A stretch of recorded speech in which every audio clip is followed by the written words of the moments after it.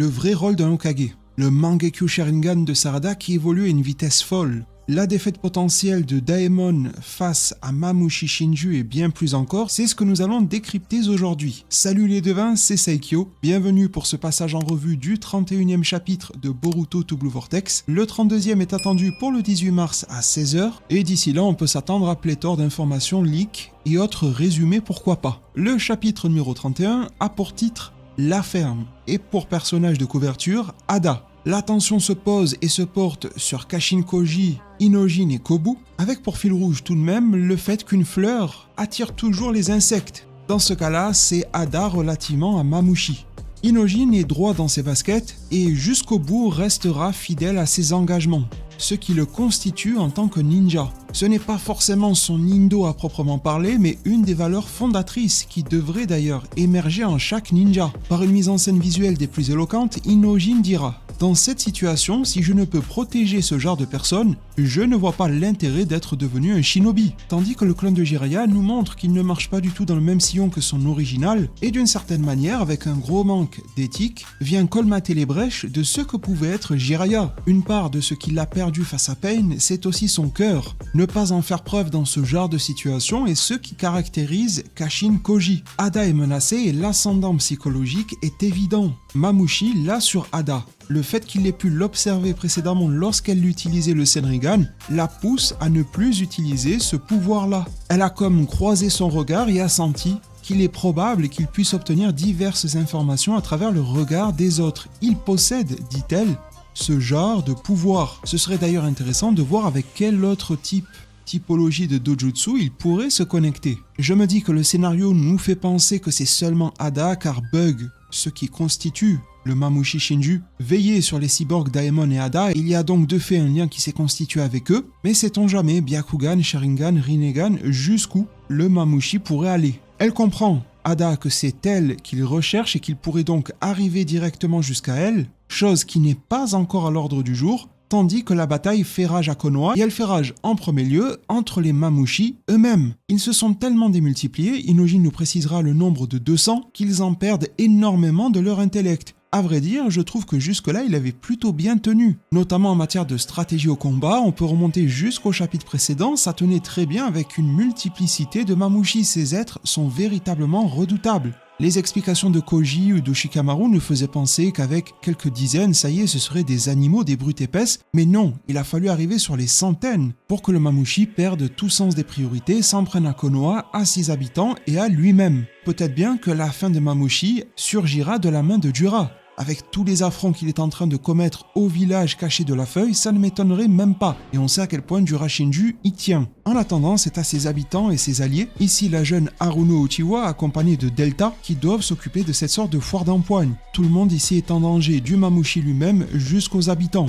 Une scène de tension qui est intéressante depuis quelques mois, un second fil conducteur en marge de Ada bien que les deux s'entrecroisent. C'est le cas de Kobu, mais surtout cette pièce de théâtre qui est jouée au cœur de cette salle d'interrogatoire. Cette fois-ci démunie du représentant du Daimyo, s'y trouvent seulement Sai ainsi que Shikamaru. Le père d'Inojin veut en savoir plus sur sa progéniture, ce qui est bien normal, Shikamaru va devoir déclarer tout ou partie de ce qu'il a dans sa besace. Notre ennemi, dit-il, est le Shinju humain Mamushi. Son objectif n'est pas Konoha, seulement Ada. Il ne peut pas trahir ses sources et Sai devient de plus en plus insistant, voire même froid. Sauf que cette inquiétude est comprise et partagée par Shikamaru, celle de la paternité. Mais avant d'être parent, dit Shikamaru, le Hokage ici, on est shinobi. Particulièrement dans cette situation d'urgence, la priorité est d'assurer la sécurité du village et des habitants. Ce qui va arriver à convaincre Sai, à lui faire comprendre que Shikamaru n'a pas perdu les pédales, qu'il a toujours une ligne directrice. Depuis cette mission, Asuna a toujours des secrets. Mais bon, il obéira tout de même, pour le moment, au Hokage. Ces paroles de Shikamaru sont totalement dans la veine des actes de l'intégralité des Hokage jusque-là, mais on peut aussi se rapporter aux faits et actes de Minato, mais plus récemment de Naruto relativement à Boruto, si l'on reprend le 700e chapitre, après la fin de Naruto Shippuden. Nous sommes à Konoha et toute l'équipe de Boruto est mise en place, présentée. Boruto y fait encore des siennes, il a tartiné de peinture les visages des Hokage qui ornent la falaise principale de Konoha. Tel qu'il le dit lui-même, il ne peut pas à l'époque se les voir en peinture, et s'attend à l'intervention de son paternel. Chose promise, chose due, Naruto vient directement le stopper. Les besoins de relation avec son père transpire de la part de Boruto, il n'est pas qu'à blâmer dans cette situation-là, mais c'est là qu'une courte mais enrichissante discussion va avoir lieu. Naruto s'exprime. Boruto: les villageois sont pour moi un peu comme les membres de la famille. Alors, il y a des moments comme ceci où tu dois partager ton père. J'imagine que ce n'est pas facile tous les jours, mais c'est l'occasion de cultiver une grande vertu, la patience. Si tu te considères comme un ninja, toi aussi. Alors cette phrase-là, on peut évidemment l'adosser à Boruto en premier chapitre et épisode de l'anime éponyme qui se considère comme un ninja après tout, mais on peut directement faire un lien ici dans le 31e de Boruto to Blue Vortex et Shikamaru. Avant d'être parent, on est shinobi, particulièrement face à ce type d'urgence. La priorité est d'assurer la sécurité du village et des habitants. C'est un choix terriblement dur, mais c'est une responsabilité du Hokage, mais aussi de hauts gradés tels que Sai. C'est un parallèle que j'ai beaucoup apprécié et nous montre à quel point, bien qu'il ne le désire pas, Shikamaru est digne de ce poste. Sincèrement, quelques crises de ce type-là de plus, et Shikamaru pourrait mériter son petit visage, lui aussi taillé dans la pierre. Vous me direz ce que vous en pensez en commentaire. Les Mamouchi arrivent au point fatidique, le meurtre d'un habitant de Konoha. Au moment où cela s'est produit, le Mamouchi entre en lévitation, il est stoppé, et c'est tout simplement Sarada qui vient ici farmer de l'aura, mais qui vient aussi farmer des kills. Elle a cette peste Mamouchi à nettoyer, le Mangekyou Sharingan est activé, et on est ici en face du Ohirume. On remarquera à ce stade la noirceur profonde de ses pupilles. Son pouvoir est pleinement actif, elle nous rappelle les propriétés de sa gravité, qui ne s'appliquent qu'aux choses qu'elle voit de ses propres yeux. Il y en a donc qui échappent au regard de son dojutsu, qui vont être pourchassés par Delta. C'est un pur florilège, une sorte de taijutsu délivré par Delta qui est vraiment très appréciable. Les chorégraphies de combat sont vraiment maturées et réfléchies. Le style de Delta est brutal jusqu'à transpercer les têtes et yeux principalement des Mamouchi à l'aide de ses pieds qu'elle aura transformés. La mise en scène, sous-entendant qu'elle l'aurait fait avec ses talons, évidemment elle a changé la forme de ses pieds au dernier moment. La situation s'aggrave du côté de Sarada, le sang commence à perler de son œil, mais les Mamouchi sont éradiqués. L'explosion a eu lieu qui rappelle un petit peu celle formulée par Imahori et Kyuubi. On assemble, on amasse les Mamouchi, on les fait exploser, ça fonctionne, mais le contre-coup sur Sarada est violent. Je rappelle, car j'en ai reçu le commentaire, que Sarada, bien que la situation évolue vite pour elle, n'en est pas à son premier ou deuxième coup d'essai du Mangekyou Sharingan. Elle avait spécifié que depuis son éveil en première partie, il y a de cela plusieurs années donc dans le récit, elle s'était entraînée à l'utiliser. Elle l'a utilisé un nombre inconnu de fois en plusieurs années, ce qui pourrait expliquer dès lors que face à des Shinju, Ryu précédemment ou Mamouchi, lorsqu'elle force véritablement avec, et après l'avoir utilisé à maintes reprises, les effets secondaires du Mangekyou surgissent. Ça paraît précipité au premier coup d'œil, mais quand on regarde dans le fond, peut-être pas tant que ça. Ce que je remarque, c'est que tout d'un coup, les pupilles de Sarada se trouvent comme hachurées, beaucoup plus légères. Sa vision est floutée. Ce sont des signaux que l'on avait déjà à l'époque dans le manga Naruto Shippuden. Lorsque Sasuke se découvrait à ces pouvoirs-là, ainsi qu'à ses effets secondaires, on avait les mêmes effets, les mêmes retranscriptions, et donc Ikemoto se veut là totalement dans la veine de ce que Kishimoto fournissait à l'époque, et franchement, en tant que fan, ça fait du bien. Pour Unojin, c'est très dur de tenir le front, car s'il relâche, Kobu, qui n'est pas un combattant, se retrouve au combat, il nous a été spécifié lors d'une esquive d'Inojin que le corps de Kobu réagissait mal, ce qui nous prouve qu'il n'est pas comme un Danzo. C'est vrai que Kobu nous le rappelle beaucoup, mais à vrai dire Danzo était un excellent combattant, Kobu ne l'est pas. C'est une vraie plaie, mais au sens de la politique interne, voire de la géopolitique. Inojin compose avec et est obligé de se prendre des coups. Koji ne le croyait d'ailleurs pas si entêté. Pour rappeler Inojin dans le corps dont il est le propriétaire, c'est assez simple, il suffit de toquer à la porte, c'est-à-dire une petite frappe sur le front, et elle est vraiment minime, qu'Inojin est de retour et que Kobu est livré à de sales affaires. On nous répète beaucoup que Inojin est aussi en danger, parce que s'il meurt dans Kobu, il mourrait lui aussi, mais je remarque, et au vu de la froideur de Koji, ça a sûrement du sens, que Koji a tout fait pour que Inojin retourne dans son corps de base. Ça veut dire que vraiment, au-delà des événements actuels, Inojin est important dans les plans et stratégies, ou pourquoi pas même de manière extrême les conspirations que pourrait avoir Koji. Inojin n'est pas un élément qu'il peut se permettre de perdre. Le sang-froid de Koji transpire, tandis que Kobu commence à avoir les jambes qui flageolent. Il vient d'être livré à un combat dont il ne comprend rien et se retrouve conscient désormais face à une situation dont il n'a aucun tenant ni aboutissant, acculé d'un danger de mort imminent. Koji ordonnera la réactivation de sa nouvelle technique à Inojin, il va s'empresser de le faire, mais pas pour donner suite aux demandes de Koji. Il va directement informer notamment Shikamaru. C'est le plus important, et franchement, ce petit Inojin, Pour un gamin élevé en temps de paix, qui ne fait partie d'aucune équipe principale telle que Mitsuki ou autre, je le trouve bien coriace, bien vaillant, vraiment courageux et plutôt fin stratège. Ce n'est pas la première fois, mais on ressent à quel point le besoin de tuer s'exprime de la part des Mamouchi, et ça va être terriblement important pour décrypter la fin de ce chapitre, mais aussi les futurs à venir. De nouveau, c'est au moment de passer à l'acte que le Mamouchi sera stoppé. C'est quelque chose que je trouve quelque peu désagréable, car au final, cette situation-là a déjà eu lieu avec Sarada, elle l'a empêché de commettre le pire, et donc ce procédé se répète dans le même chapitre.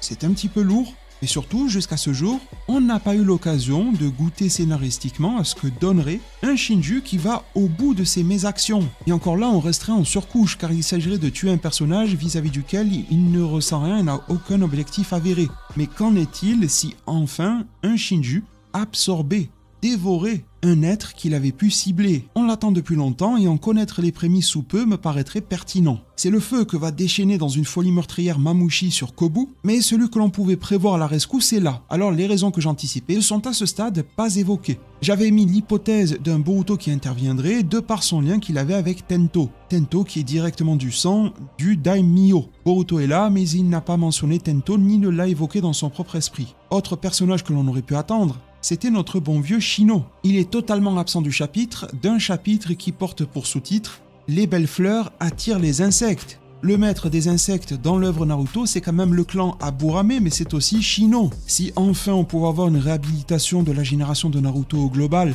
de personnages qui en sont issus lorsque cela est pertinent, je vais pas refaire tout mon laïus, mais un Shino qui permet d'infecter les Mamouchi ferait partie intégrante d'une stratégie de renom. C'est quelque chose qui a fonctionné dans le passé, on l'a déjà vu à l'examen Chunin et plus tard, et c'est quelque chose qui pourrait être remis au goût du jour. Une chose est sûre, cette notion d'infestation, de peste, d'insectes est toujours présente dans le récit mais aussi dans les termes jusqu'au 31e. Je me fais peu d'espoir pour voir Shino, mais je vous confesse que j'aimerais beaucoup que cela se produise. Du côté de Boruto, c'est toujours avec une grande classe, avec une grande précision. Les têtes sont tranchées au niveau des yeux, ni plus ni moins. Le chakra est absorbé via le Sokama avec une posture de Boruto de déplacement de son sabre qui est juste sublime et qui vient rejoindre sa posture lui permettant de rengainer le katana. Kobu était en train de cramer, il comprend peu à ce qu'il se passe. Il fait moins le malin dès lors qu'il est face à Boruto et que celui-ci l'a sauvé, mais il n'en démord pas vraiment, n'a pas l'air de changer de camp pour un sou, et fait comprendre à Shikamaru qu'il va le laisser continuer de gérer cette urgence-là.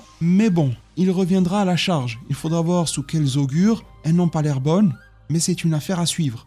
La discussion Boruto-Koji via le petit gamin est aussi intéressante. Boruto avait bel et bien écouté en chapitre précédent, on l'avait remarqué, la discussion Koji-Shikamaru-Inojin se demandant s'il y avait un plan. Koji disait peut-être que oui, mais bon, il paraissait incertain et il lui demande si tout cela est arrivé par hasard ou s'il savait que Boruto interviendrait pour sauver Kobu. Koji prétend ignorer si c'est une réponse viable par rapport à ses visions liées au Jippo, mais quand même, dans le fond, il estime que cet homme-là, Kobu, devait mourir. Il précise quand même que c'est nourri de sa subjectivité, de son interprétation. Il dit du moins, c'est ce que je pense personnellement. Parce qu'avec ce Koji, c'est bien beau, on a des visions, il faut garder en tête qu'elles ne sont pas délivrées dans leur jus. Elles sont filtrées par Koji. À chaque fois, systématiquement, de par ce qu'il en perçoit, de par ce qu'il en interprète, de par ce qu'il en pense. Et ça, c'est quand même un très gros biais. Pour clôturer le chapitre, Shikamaru va mettre en place une nouvelle stratégie. Il va rétablir la communication, la baisse en intelligence des Mamouchi est pleinement évoquée, on y verra Chocho au premier plan, mais aussi Imawari, toujours là, présente au combat, peu visible, mais elle est là. Cette équipe numéro 10 recomposée est vraiment fatiguée, elle le fait savoir. Mais Shikamaru va avoir recours à la solution ultime et cette fois-ci ce sera l'APA. Il va falloir guider Mamouchi là où se trouve Ada. Est-ce que ce sera la vraie ou un leurre, on ne sait pas. Au vu de ses propos, ça a l'air d'être vers la véritable. En tout cas, une chose est sûre, Shikamaru a l'avantage du lieu. Il a la maîtrise sur le village, il peut ordonner les voies de passage pour réunir les Mamouchi en un sens. Peut-être lui feront-ils miroiter Ada tel que Piccolo faisait miroiter Goten et Trunks à Majin Buu et la trimballer dans le palais divin. En tout cas, une chose est sûre, pour Shikamaru, ils vont tous se rassembler puisqu'ils sont idiots. Et on se rappelle que de manière naturelle, ils ont une propension à se rassembler. Et pour leur faire front, Shikamaru veut rassembler toutes les forces de Konoha pour les éliminer d'un coup. On a vu que c'était une technique payante sur des petits groupes rassemblés, que cela soit via Kyuubi et Maori, que cela soit via le Mangekyu Oirume et Sarada. On les assemble, on les fait péter, c'est bon. Sauf qu'en rassembler 200, c'est pas la même histoire. Pour le grand final, on peut s'attendre à des attaques coordonnées, rassembler, quelque chose de vachement explosif. Et je discutais avec vous de ce genre de situation en review précédente. On discutait effectivement d'APA et aussi d'éradication thermique. À grands mots, Shikamaru sort les grands remèdes. Le truc, c'est que cette situation a vraiment de quoi inquiéter Ada.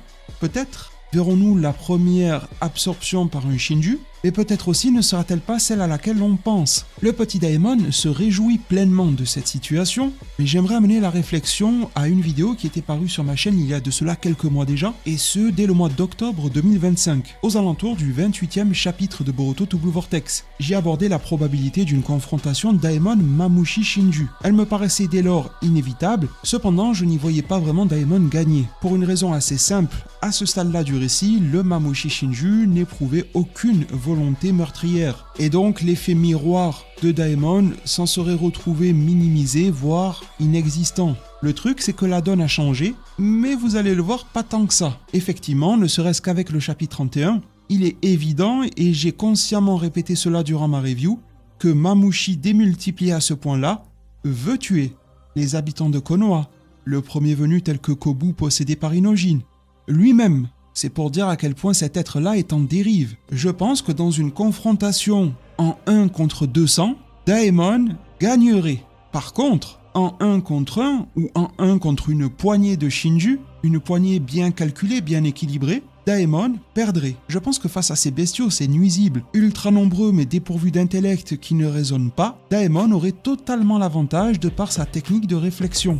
Les 200, pour lui, ce serait de l'eau, j'en suis convaincu. Par contre, dès que le nombre va se réduire, dès que Mamushi revient à lui-même, à sa plénitude, ses envies, ses besoins meurtriers vont s'estomper. Et la seule chose à laquelle il songera de nouveau, ce sera Ada. Je pense que Daemon sera mise en énormissime difficulté. La victoire de Daemon le mènera à sa perte. C'est la vision que j'ai de cette situation. Reste à voir qui sera absorbé. Est-ce que ce sera à défaut Daemon? C'était quelque chose dont on avait discuté dans cette vidéo à l'époque. Elle vous attendra évidemment cliquable en description. J'espère que ce tour d'horizon du chapitre numéro 31 de Boruto to Blue Vortex vous a conquis. Si c'est le cas, mettez-lui un beau pouce en l'air. Un boost, c'est super important. Je rappelle que le chapitre 32 est attendu pour ce 18 mars. Et une phrase de preview qui nous dit: la stratégie de choc met en action les démons affamés. Le combat avec Mamushi amorce sa phase finale. On connaît ce jargon, on amorce le climax, donc la fin des hostilités avec Mamushi.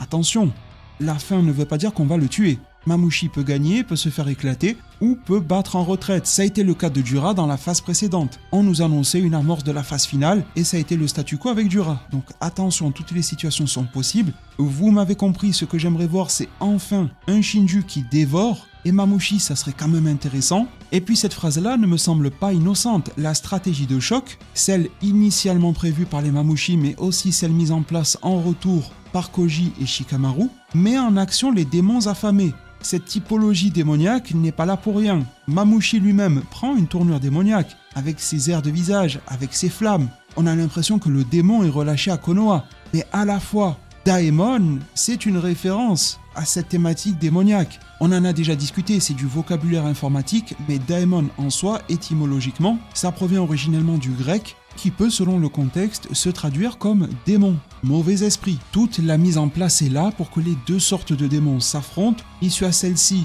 ma vision, je vous en ai livré. Partagez-moi la vôtre en zone commentaire. Merci de nouveau pour tout.